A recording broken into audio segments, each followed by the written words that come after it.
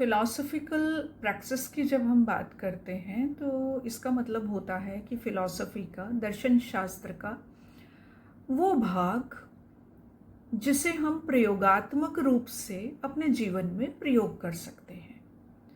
ज़्यादातर लोग ये समझते हैं दर्शन शास्त्र यानी थ्योरीज, सिद्धांत और केवल चर्चा, परंतु प्रैक्टिस जुड़ते ही, जैसे हम कहते हैं अप्लाइड मैथमेटिक्स, अप्लाइड साइकोलॉजी, तो इसी तरह प्रैक्टिस के जुड़ते ही फिलॉसफिकल प्रैक्टिस मतलब प्रयोगात्मक हिस्सा, वो भाग जो हम अपने दैनिक जीवन में प्रयोग में ला सकते हैं, वो भाग जिसको प्रयोग करके, जिसका उपयोग करके हम अपने जीवन की समस्याओं का हल निकाल सकते हैं, अपने जीवन के उद्देश्य को पा सकते हैं।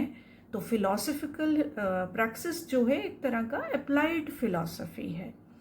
और जैसे हम सबको पता है दर्शन शास्त्र में जो षड दर्शन हम कहते हैं, खासकर इंडियन फिलॉसफी में 6 स्कूल्स माने गए हैं, 6 शाखाएं या धाराएं हैं दर्शन शास्त्र की, जिसमें सबसे पहले आता है वेदांत।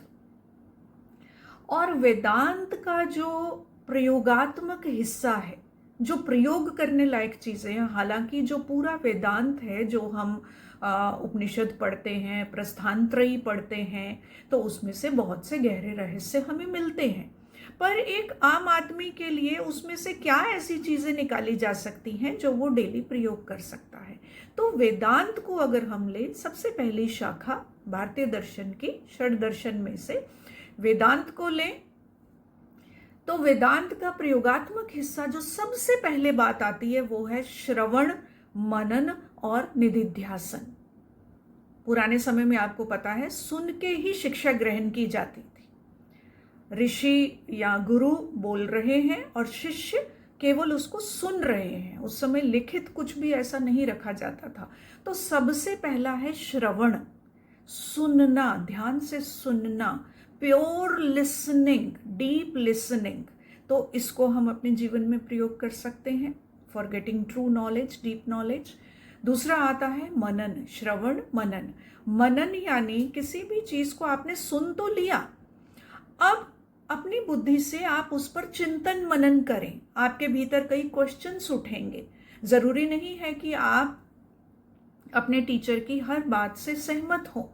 आपके अंदर, आपके तल के अनुसार कई क्वेरीज उठेंगी और फिर आप अपने टीचर से, अपने गुरु से पूछेंगे। तो दैट इज कॉल्ड चिंतन मनन, यानी खुद से उस चीज का मंथन करना, चर्निंग करना और उस ज्ञान से अपने लिए और बेहतर चीजें ढूंढ के लाना।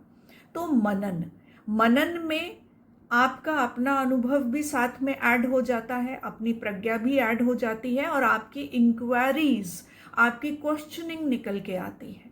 और देन कम्स निधिध्यासन।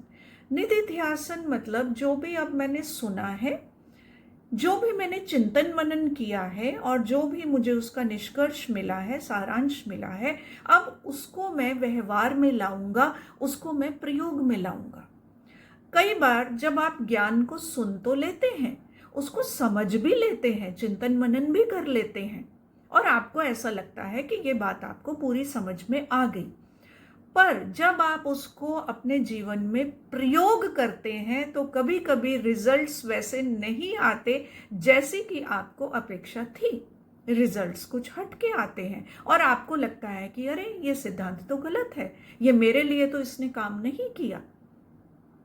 तो निधिध्यासन का मतलब है कि आपके ज्ञान, आपके चिंतन मनन से जो आपको मिला उसका आपने अपने व्यवहार में प्रयोग किया, और प्रयोग करने के बाद जो फिर से आपको क्वेरीज आई, फिर से आपके भीतर क्वेश्चंस उठे और फिर वो क्वेश्चंस लेके आप गुरु के पास जाते हैं। तो श्रवण मनन निधिध्यासन से हमें जो एक गहरी बात पकड़ में आ रही है कि listening, then reflection and then practically implementation. तो ये तीन चीज़ें हमें वेदांत की इस प्रैक्टिकल थियोरी से मिलती हैं जो हम अपने दैनिक जीवन में यूज़ कर सकते हैं।